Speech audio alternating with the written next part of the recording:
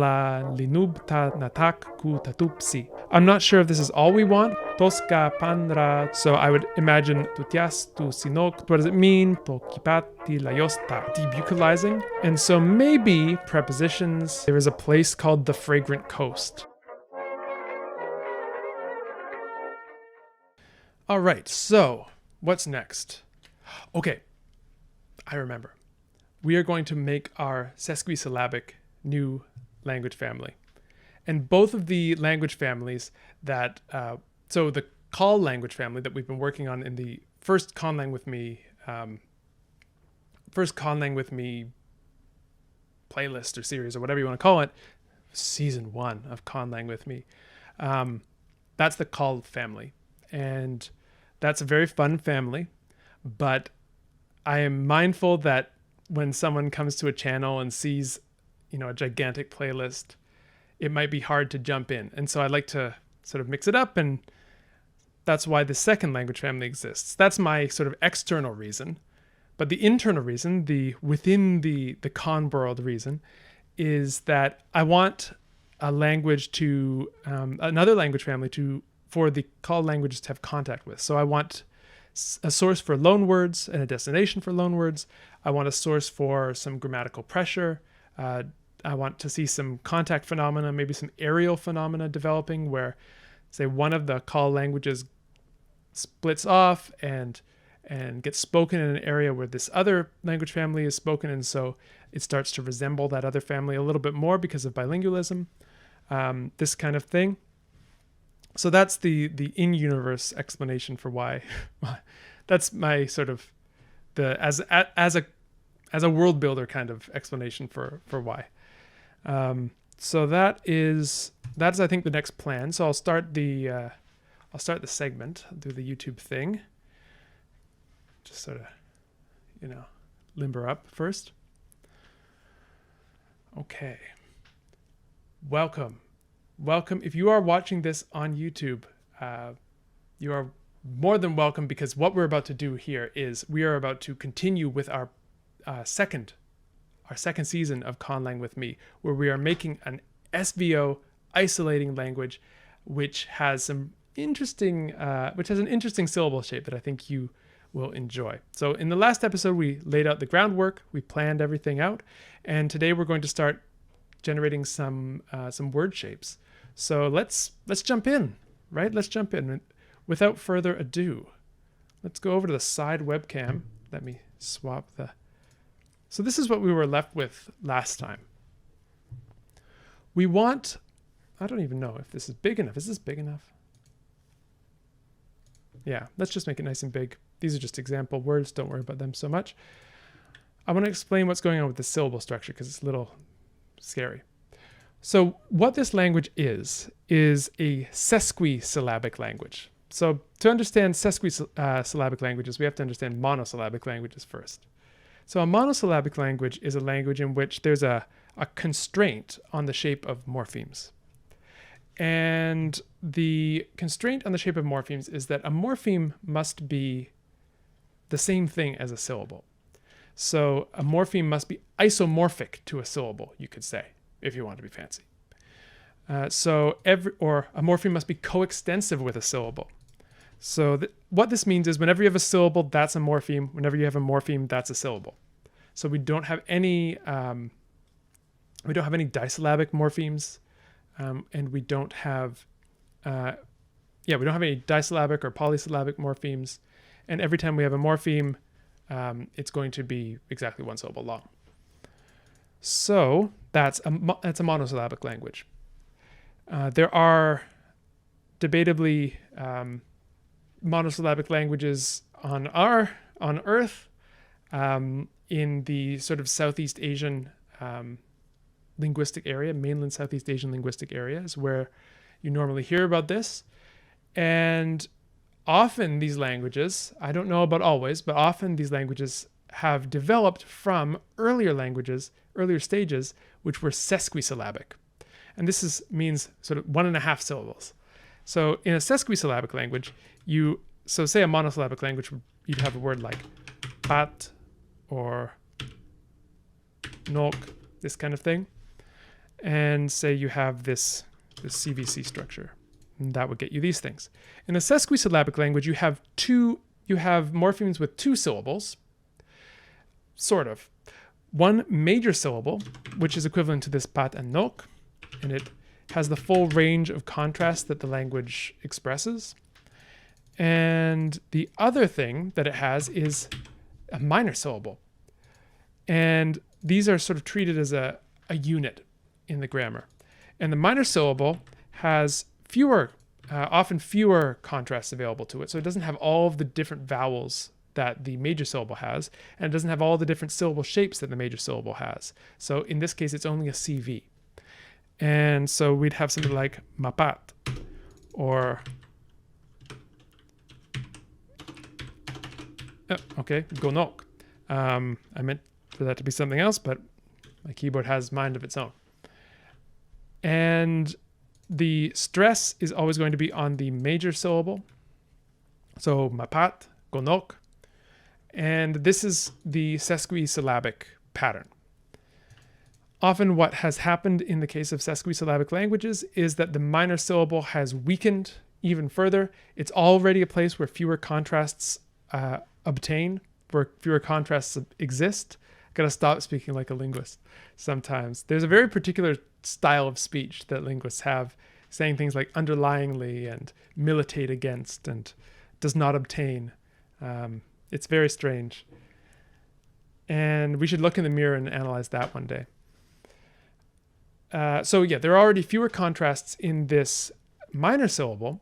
And so because it has less emphasis, we're going to see some of those contrasts sometimes erode. So you may get a situation where only one vowel is allowed or is contrastive in the minor syllable. Maybe that's something like schwa. And then that might drop out. And so you have a contrast between CVC and CCVC. CCVC, this microphone thing gets in my way sometimes. So you might have, imagine we had gonok. You might have a contrast between nok from a proto-language nok and gnok from a proto-language gonok.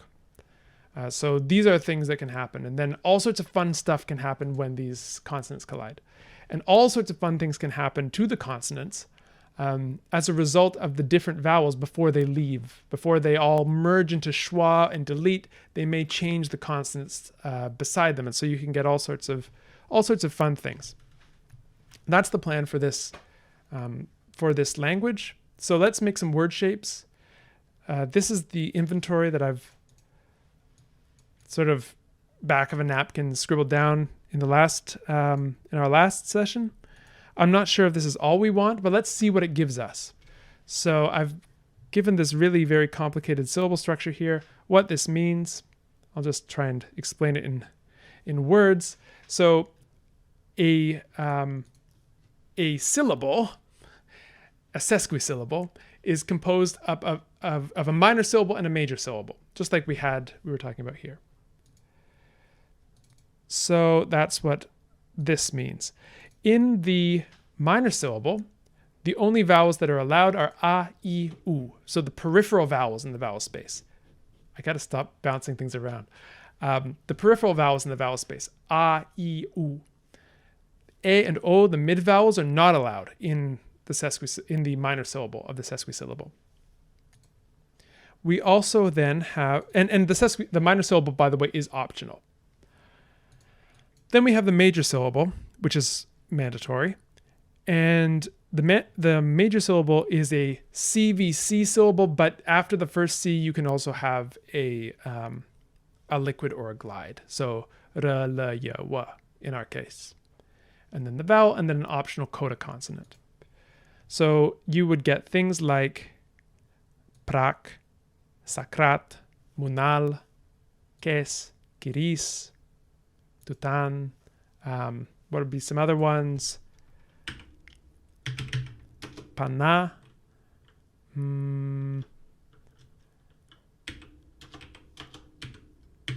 Que. That would be fine.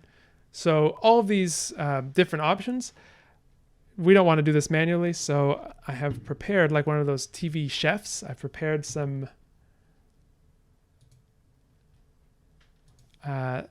word forms for us in Lexifer, which if you don't know Lexifer, it's a great word generator that I really enjoy. And I have come up with, basically I've re-implemented what we just talked about in here, and this is what we get. So I'll try and read a little bit of this to give you a feel of what this proto-language might have sounded like. Gub ka nihap tu dilik la linub ta natak ku tatupsi. Toska panra tutias tu sinok to kipati layosta. Has a certain rhythm to it, doesn't it? Tagur nu set ku tanapta. Tatupti yugap ku natir hu tapat ha tatsa. Nirutsa gatar la kap gro tatrab ka nut pe tapas hi tutrul pa tikti, and so on and so on. So I like this. I don't know if there's anything else we want to do, because we're going to remember that we're going to be taking this and we're going to be generating a whole family from it. So we want to have enough in the proto-language that will allow us to get all sorts of cool, fun, divergent outcomes in the descendant languages. But we also want to have a relatively, we want to have something that looks like it could have been a language, first of all, which I think this so far does. I'm mindful of the fact that I have a bias towards certain types of inventories, and I'm probably falling into some of my own traps here. But I'm somewhat satisfied with this right now. Okay, Adam. Can we have aspirated obstruents? Yes, I have something of a plan for this. So what I would like to do, I'll give you a little preview of this. So let's take this word sakam. So what I would like to do, let's go back to our new language family here, and say we have this proto form sakam. Eventually what I'd like to do is take sakam, turn the minor syllables vowel into schwa, then eventually we lose that vowel, and then we have this cluster skam.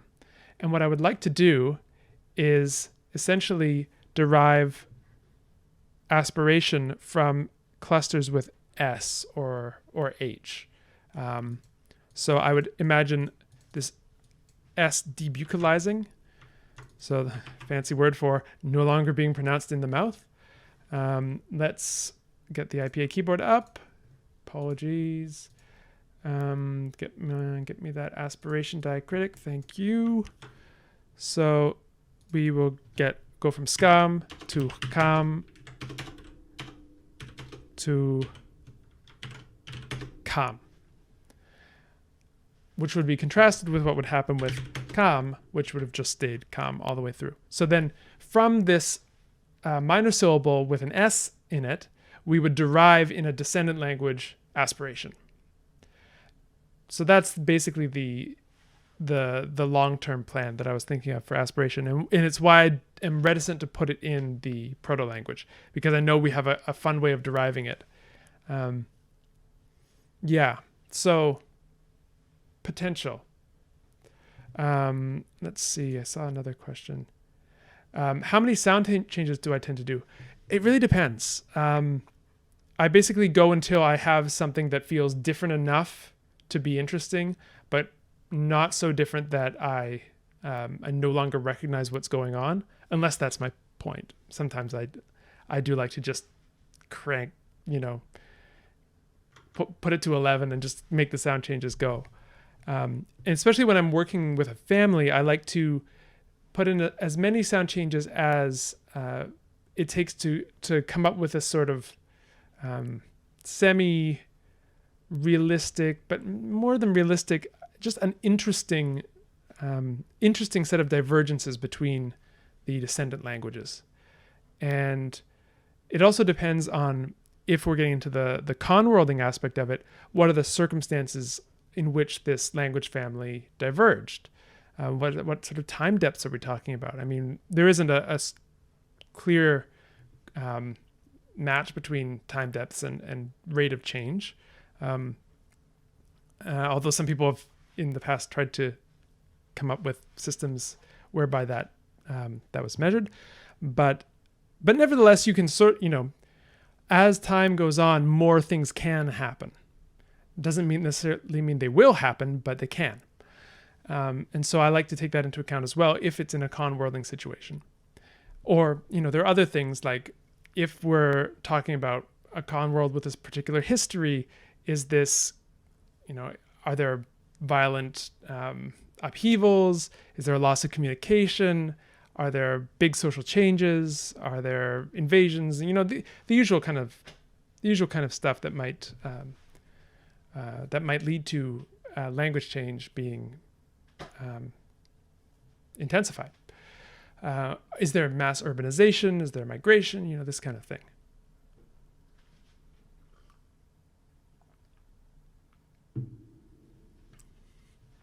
So that's the gist. Yeah, and as Raven points out, H can cause aspiration. So when we debucalize S to H, then it becomes the input to this aspiration rule in whatever descendant language this is. So let's go back and take a look at our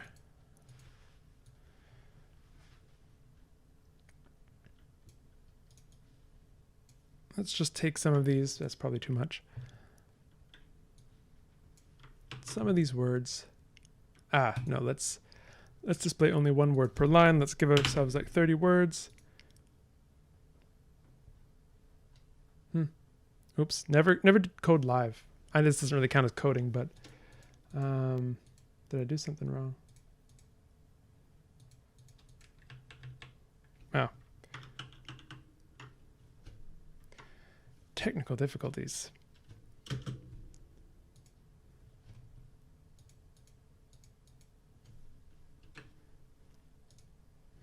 I don't know. All right, so we'll have to change plans abruptly. Let's go back to here and just do it manually, I guess. So something like tupud, something like manis, something like re, something like la.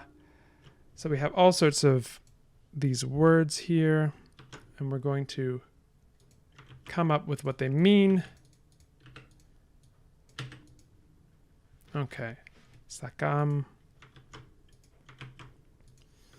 So I have a vague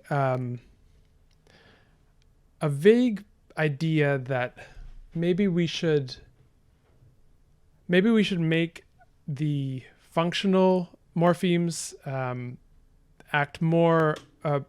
Maybe we should have a prohibition on functional morphemes being these sesquisyllables. Maybe they have to be pure monosyllables. I'm not sure. I mean, this is something that feels naturalistic to me, but I can't think of off the top of my head a case in natural language where there is this kind of prohibition, but it feels right. So why don't we write that down? I was saying functional morphemes,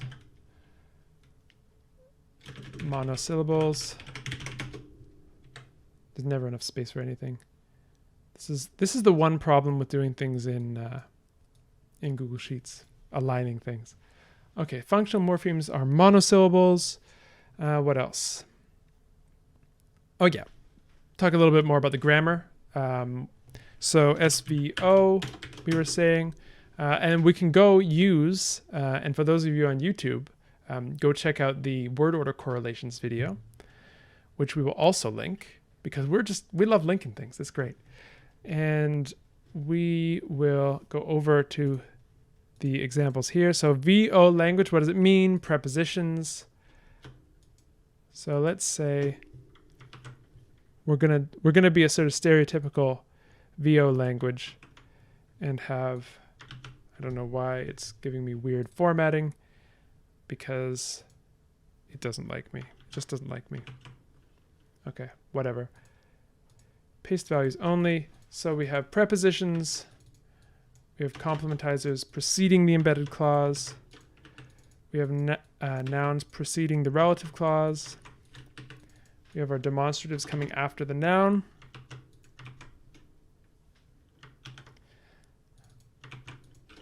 And we have SV, so it's subject, verb, object. Right. Okay, cool. That's a good start to the grammar. Why don't we make a little sentence to start off with then?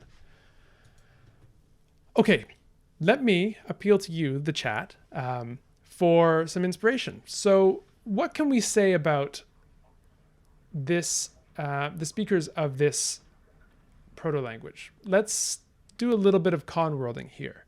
So what would be... Okay, so let's set some ground rules. We're talking about let's say we're talking about people who are roughly maybe Bronze Age,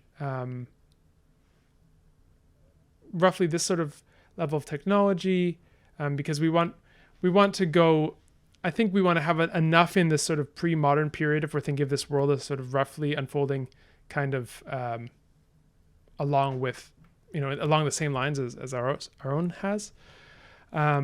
So, which, maybe that's a silly assumption, but it's a place to start anyway.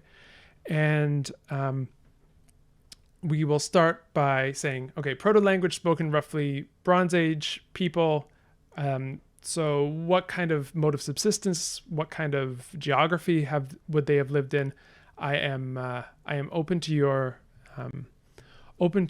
suggestions. All that we know about this con world so far is that there is a place called the Fragrant Coast, which is where Ustamia call is spoken. And so, are these going to be seafaring people? Are they going to be nomadic shepherding people? Are they going to be, steppe horsemen? Are they going to be, what are they going to be? Early city dwellers? I will leave it up to suggestions, and then we'll start to, once we have some suggestions coming in, I'll start to make some sentences that give the proper feel of a really old language from wherever. It's like that joke. I was tweeting about this last week, I think, how in a modern language textbook, the first, and there are so many versions of this joke, but in a modern language textbook, the first lesson's always, hi, my name is, so-and-so, where's the bathroom? I'd like to order some food. And in an ancient language textbook, you always get absolutely bizarre stuff like they stormed the citadel and made off with the golden idols of the great god, this kind of thing. And so I think that's a lot of fun. I'd like to do something like that. Okay, so we're getting some suggestions of Central Asia. So let's put we can use these real world analogs because the actual con worlding itself, I think we should do properly. But whatever we do, let's make there something analogous to Central Asia in terms of its geography and climate. We have a vote for early agricultural, and we have sort of a Polynesian style seafaring. So those are three very different choices. How about we do this? Let's make up a sentence that sort of works for each of them. I mean, sort of a stereotypical sentence that works for each of them, and then we can see what we like the vibe of the best. Okay, so then let's see. Do we have real estate? Yeah, we can use this little spot over here in the lower right. So let's say our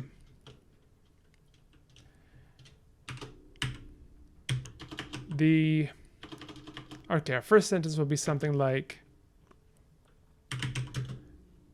the riders crossed the plain. So let's use this. So the riders crossed the plain. I'm just going to start assigning things at random. So let's say our gloss will be something like, oops, I think we need more room. So rider, I don't know if we're going to have plural morphology or definiteness morphology. Let's leave that to the side, or tense morphology. Let's just assume we have nothing yet and then build it up as we go. So right across the plane, we could have something like sakrat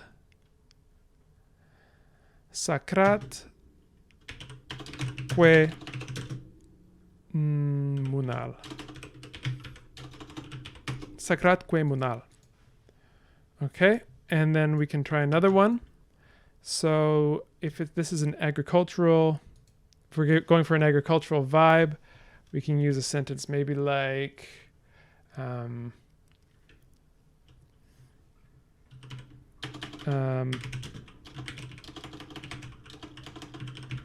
goddess blessed the harvest. And the point of these sentences, these are kind of silly, right? But it's to sort of get us, see if we can ignite that spark of inspiration that makes us think, yeah, we got to continue this in this, we got to continue in this vein. So the goddess, we could say manis, what could it be? Manis sakam prak, as a good example. The goddess blessed the harvest. So goddess bless harvest. And if they're seafarers, we could use cross again, but it seems like maybe a cop-out. I don't know.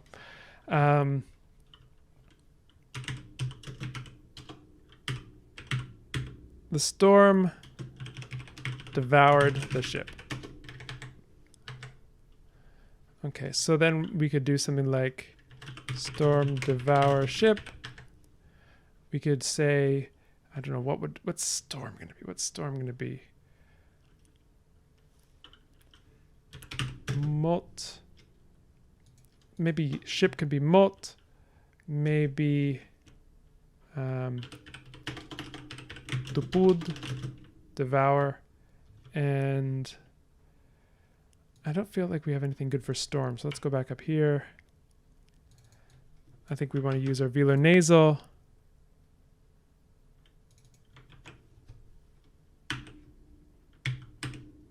Nisun. That's cool. Nisun tupud mot. So we have three options here.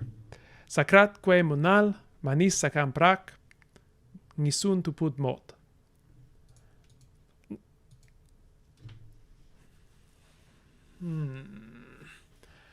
I have another conlang that could fit into this con world that I've been working on. I was actually working on for Luxembourg, although I was terrible at keeping up with it. It's a conlang called Akinam, and it is it's not so secretly based on Sumerian. I was using it as an excuse to learn more about the grammar of Sumerian, and I enjoyed doing that. And what was really cool about that language was that I had a lot of opportunity to make example sentences like this. And so maybe this niche is taken at the moment.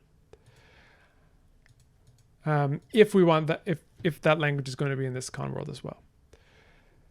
Not that there can only be one language for each, type of subsistence pattern, but to keep things simple as we start to build up the different vibes of the different places in this con world. So let's say it's not going to be agricultural, at least not the proto-language. We can have, of course, descendant languages that go into this niche. Sakrat que munal, nisun tupud mot. The riders crossed the plain, the storm devoured the ship. I'm almost I'm almost thinking, yeah, let's go with the nautical theme, mainly because I don't know much about the sea, and it would be cool to learn something about it.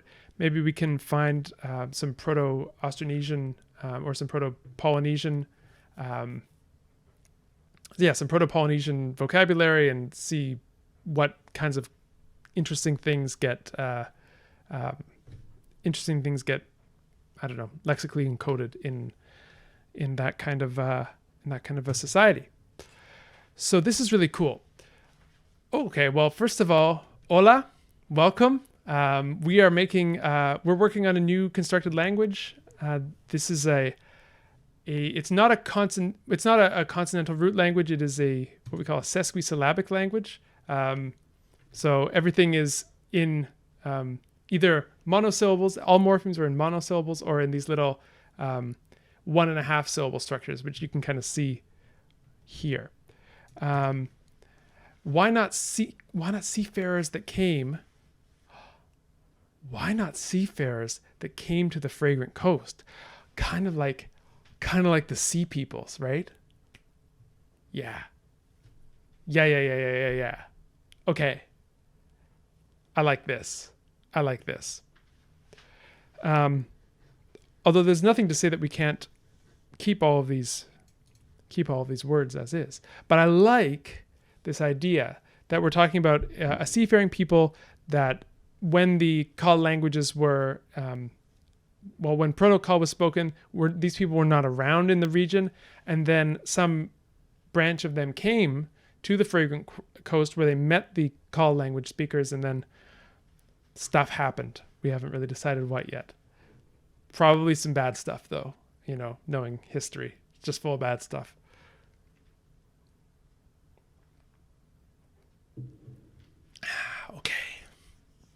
Okay. So we're going to say seafarers, and we're going to keep these other niches for later. So seafaring society. What else can we do? Well, we know what we're going to do here, so I don't think we need that. Let's just start our little lexicon here. So we have harvest, we have ship. I don't know if we'll need harvest, or maybe it will be something more general than a typical agricultural harvest. Kiris, do we have? No, we didn't use. Sakrat, rider, or sailor probably. Munal, plane, probably not something that, if we're talking about seafaring people, but I'm sure they had a word for plane. Tutan, we didn't use pana, we didn't use que, cross. Tupu, devour. Manis, goddess, maybe god, maybe goddess, I don't know. That's more con worlding than I'm ready to do right now. Sakam, bless, and Yisun, storm. Okay, cool. Yeah, harvest could be something like collect or gather.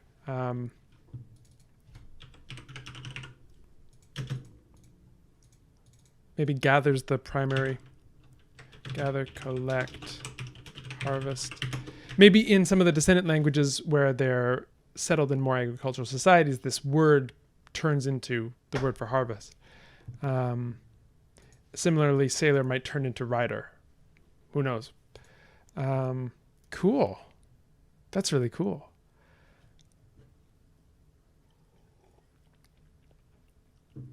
I'm wondering if I have the stamina to keep going. Okay, well, what I'll do is I'll put in a cut for YouTube here. I'll collect my thoughts, and then I think we'll keep going a little bit more. So I'll put in a cut for YouTube. Thank you, friends on YouTube, for watching. This has been a lot of fun. If you like this, you want to see how the language keeps developing, subscribe, because we are going to keep going with it, as well as our other languages, and eventually create this really cool kind of con world where all these languages can interact and this kind of thing. So yes, thank you for watching all the way to the end, and we will see you next time.